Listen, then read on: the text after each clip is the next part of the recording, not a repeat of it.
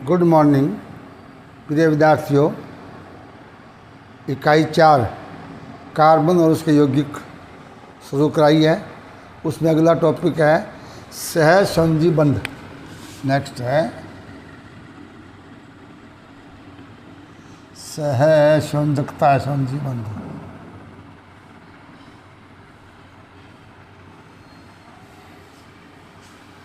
आपको बताया गया है कि आयनिक बंध, सहसंयोजक बंध, उपसहसंयोजक बंधक। आयनिक बंध के बारे में धातु है, धातु इकाई में बताया गया।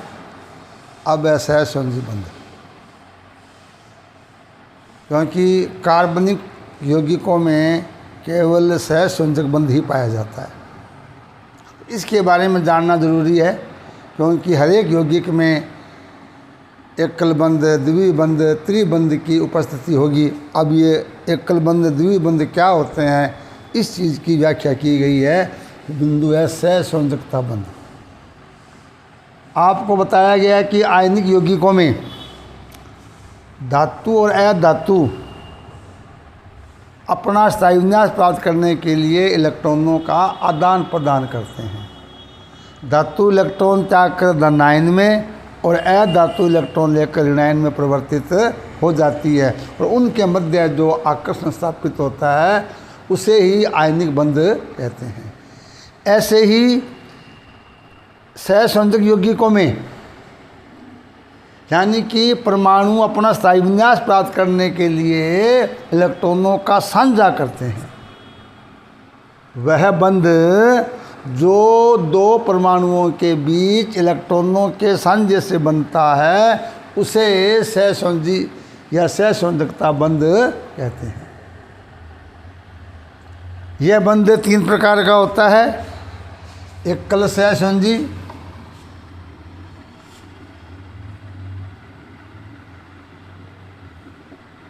एकल सहसंयोजी,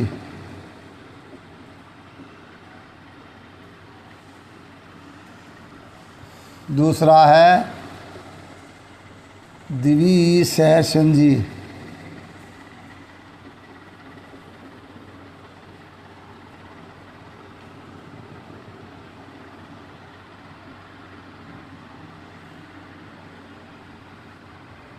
और तीसरा है त्रिसहसंयोजी।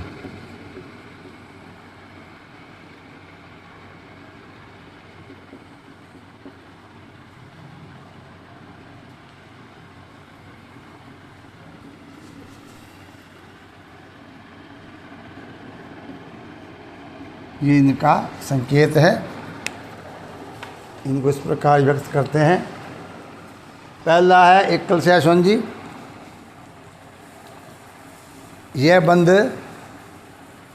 दो परमाणुओं के बीच दो इलेक्ट्रॉनों के साझे से बनता है। एकल सहसंयोजी बंध कहलाता है। जैसे हाइड्रोजन का बनना और क्लोरीन का बनना।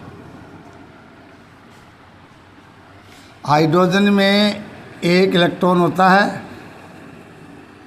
और दूसरे हाइड्रोजन में भी एक इलेक्ट्रॉन होता है। चूँकि एच में एकमात्र एक प्रथम कोश में अधिकतम 2 ही होते हैं इलेक्ट्रॉन, तो दोनों हाइड्रोजन के परमाणु एक एक इलेक्ट्रॉन का साझा करके स्थायी विन्यास प्राप्त कर लेते हैं।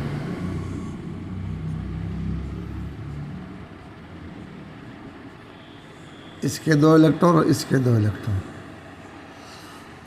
H बॉन्ड H, इसे H2 में लिखते हैं। ये है। इसी प्रकार क्लोरीन के संयोजकता कोश में 7 इलेक्ट्रॉन है। तो यह अपना अष्टक पूरा करने के लिए दूसरे क्लोरीन परमाणु के साथ एक एक इलेक्ट्रॉन का साझा करके स्थायी विन्यास प्राप्त कर लेता है। जैसे Cl2 में क्या होता है, Cl में 7 इलेक्ट्रॉन होते हैं।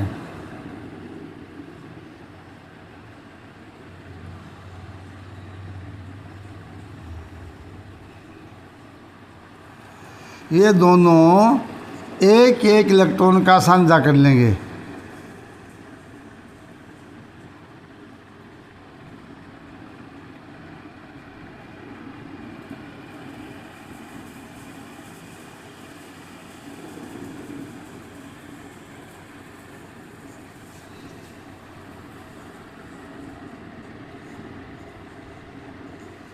ये है एकल बंध। द्विसहसंयोजी बंध वह अबंध या वह बंध जो दो परमाणुओं के बीच 4 इलेक्ट्रॉनों के साथ से बनता है, द्विसहसंयोजी बंध कहलाता है। इसे बराबर के चिन्ह के द्वारा एंड डबल बॉन्ड के द्वारा प्रदर्शित करते हैं, जैसे O2 है और CO2 है। ये सहसंयोजी में द्विबंध के अंतर्गत आते हैं। CO2 पहले O2 में तो O के संयोजकता कोश में 6 इलेक्ट्रॉन होते हैं।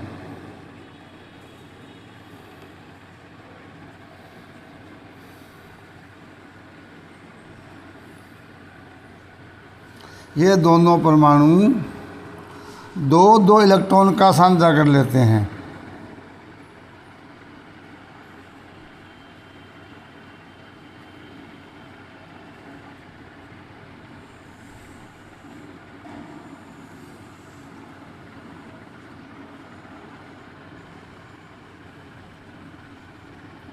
ऐसे ही CO2 में O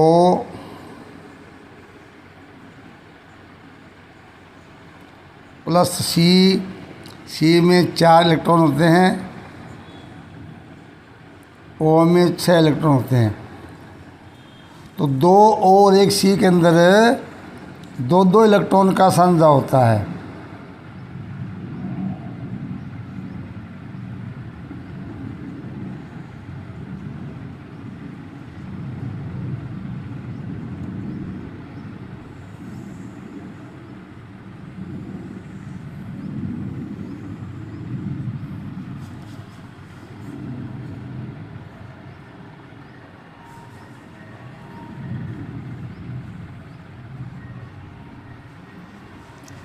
उसके बाद त्रियाबंध, त्रिसहसंयोजी बंध, ट्रिपल बॉन्ड, वह बंध जो दो परमाणुओं के बीच 6 इलेक्ट्रॉनों के साथ जैसे बनता है, उसे त्रिसहसंयोजी बंध कहते हैं। इसे ट्रिपल लाइन के द्वारा प्रदर्शित करते हैं, जैसे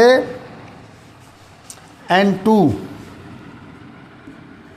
और HCN।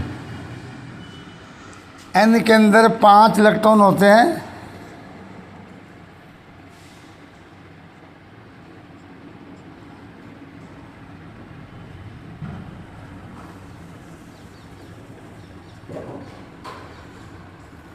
तो इसमें दोनों नाइट्रोजन परमाणु 3 इलेक्ट्रॉनों का साझा कर लेते हैं।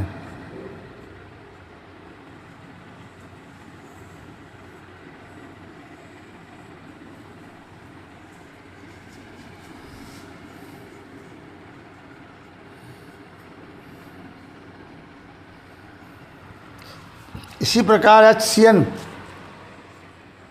हाइड्रोजन में 1 इलेक्ट्रॉन, कार्बन में 4 इलेक्ट्रॉन, नाइट्रोजन में 5 इलेक्ट्रॉन। इनमें हाइड्रोजन और कार्बन में 1 इलेक्ट्रॉन का साझा होता है, एक का, जबकि C और N में 6 इलेक्ट्रॉनों का साझा होता है।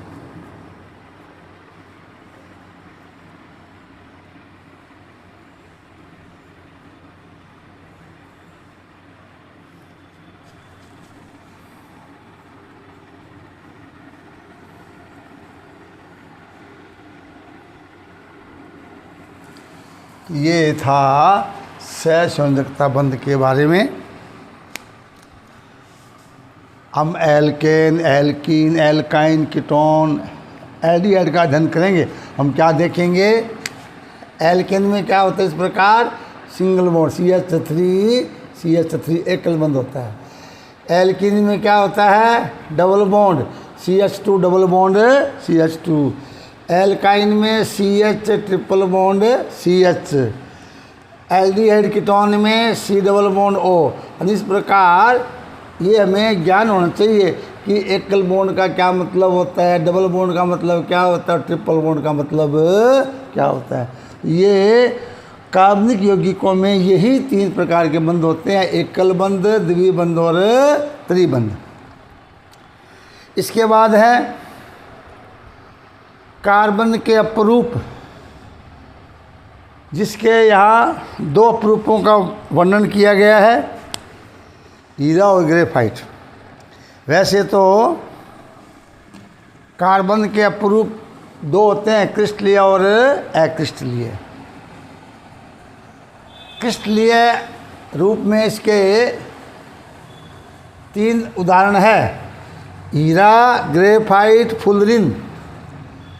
और अक्रिस्टलीय अपरूपों में कोक, कार्बन, काजल, चारकोल, लकड़ी का कोयला, चारकोल में 3 है, लकड़ी का कोयला, जानतव चारकोल और शर्करा चारकोल।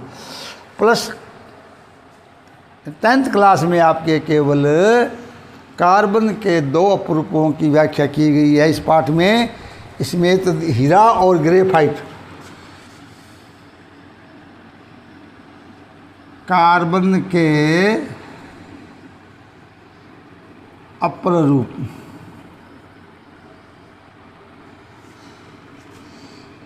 केवल क्रिस्टलीय अपर रूप है। ये अपर रूप का वर्णन किया गया है। और क्रिस्टलीय में 2 ही, वैसे 3 है। यहाँ जो पाठ्यक्रम के अनुसार, पाठ्य पुस्तक के अनुसार, एक तो हीरा,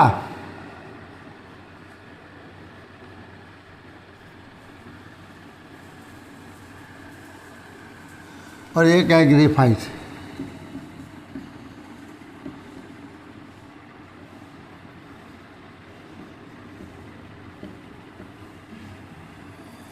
इनमें अंतर आ जाता है।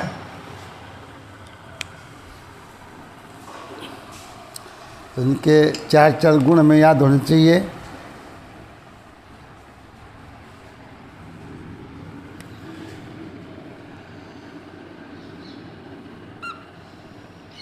हीरा कार्बन का क्रिस्टलीय अपरूप है।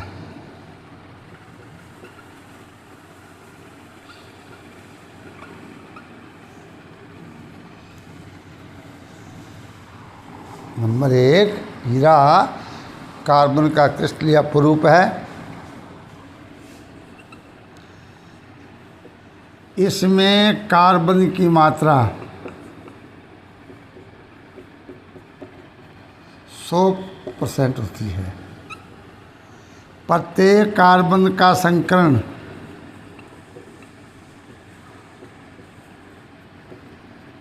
sp3 होता है। कार्बन इसमें एक चतुष्फलकीय ज्यामिति में, और ये कार्बन परस्पर जुड़, एक कार्बन 4 कार्बन से जुड़कर एक विशाल त्रिविमीय अणु का निर्माण करते हैं।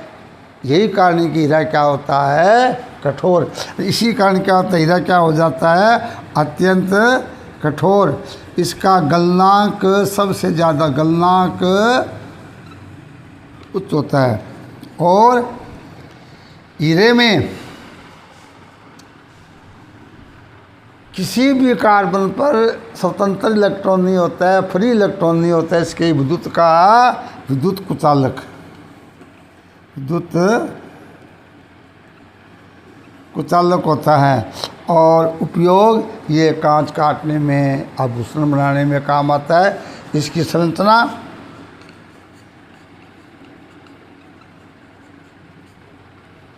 प्रत्येक कार्बन होता है वो 4 कार्बन से जो है, ये मतलब हम सी मान लो इसको।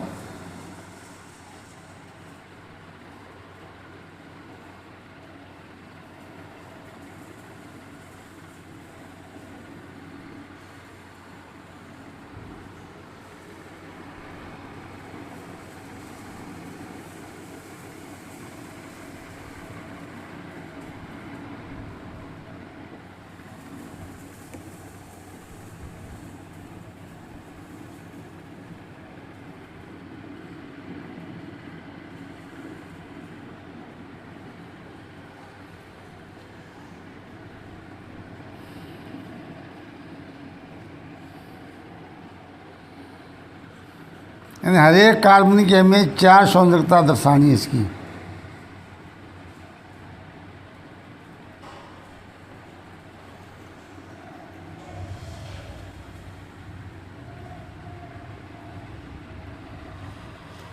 बुक में इसकी संरचना दी हुई है। इसमें कार्बन इस प्रकार कार्बन एक दूसरे से जुड़ जाते हैं और वो अपनी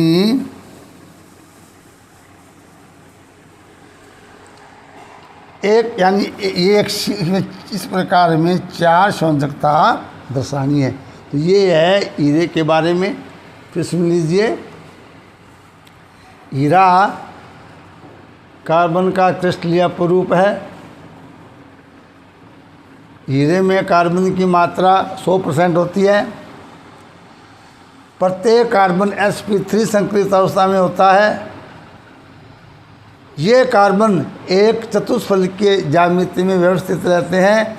एक कार्बन 4 कार्बन से जुड़ता है। इस पर प्रत्येक कार्बन 4 कार्बन से जुड़कर चतुष्फलकीय रूप में व्यवस्थित होकर एक विशाल अणु का निर्माण करते हैं, जिसमें सिग्मा बंध होते हैं। वो अत्यंत प्रबल होने के कारण हीरा जो अत्यंत कठोर और उच्च गलनांक वाला पदार्थ होता है। इसके बाद हीरे में किसी भी कार्बन पर एक भी मुक्त इलेक्ट्रॉन नहीं होता है। यह विद्युत का कुचालक होता है। और ये इसकी संरचना में प्रत्येक कार्बन को हमें 4 बंधों से दर्शाना है। चलिए, ग्रेफाइट, तो ये भी कार्बन का क्रिस्टलीय स्वरूप है।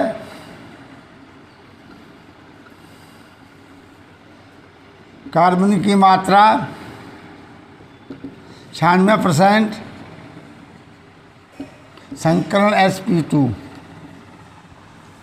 क्रिस्ट दोनों एक समानता क्या है, दोनों क्रिस्टलीय है।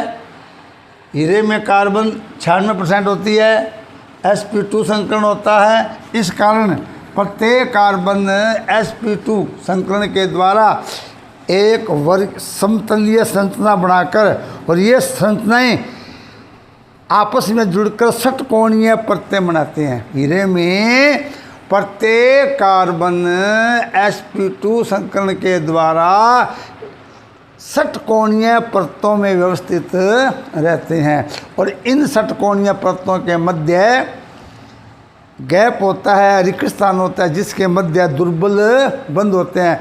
ये बंध आसानी से टूट जाते हैं, जिससे परत है वो एक के ऊपर दूसरी परत आसानी से फिसल जाती है। अतः ग्रेफाइट क्या होता है, कोमल होता है। यानी ये क्या होता है, कोमल। और ग्रेफाइट में प्रत्येक कार्बन पर एक एक मुक्त इलेक्ट्रॉन होता है। अतः यह विद्युत का चालक होता है, विद्युत चालक। और संरचना इस बुक में दी हुई है। इस प्रकार ये 3 कार्बन के द्वारा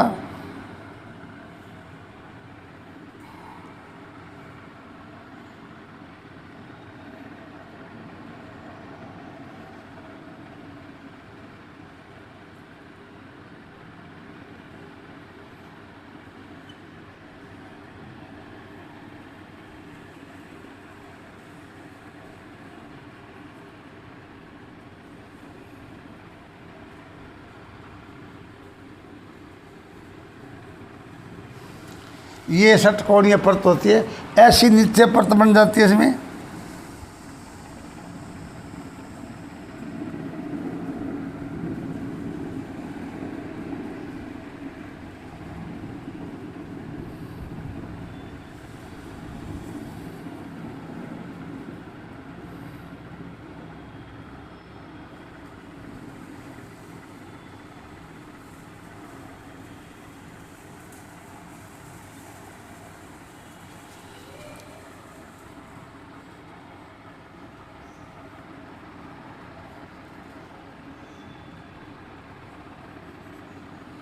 इस प्रकार ये परतों के बीच में दुर्बल बल होते हैं।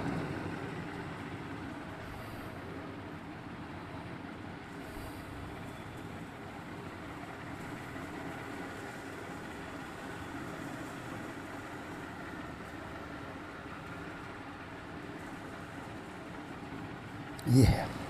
ये इस प्रकार ये ग्रेफाइट की संरचना होती है। इसमें ये षटकोणीय परतें हैं, इनके बीच में दुर्बल बल होते हैं। इन परतों को दबा देते हैं तो आसानी से दब जाती है और ये टूट जाती है, इस कारण ये कोमल होता है। और प्रत्येक सी पर एक एक से पर क्या होता है, मुक्त इलेक्ट्रॉन होते हैं। प्रत्येक कार्बन पर एक एक स्वतंत्र इलेक्ट्रॉन होता है और इसी इलेक्ट्रॉन के कारण ग्रेफाइट विद्युत का चालक है। इसके मुख्य दो उपयोग, एक तो इलेक्ट्रोड बनाने में, इलेक्ट्रोड बनाने में, और दूसरा है pencil, lead pencil, lead pencil बनाने में। तो ये कार्बन के दो अपरूपों की व्याख्या है। इनमें एक एक के 4 गुण भी आ जाते हैं, या दोनों में अंतर आ जाता है, दोनों की संरचना आ जाती है, या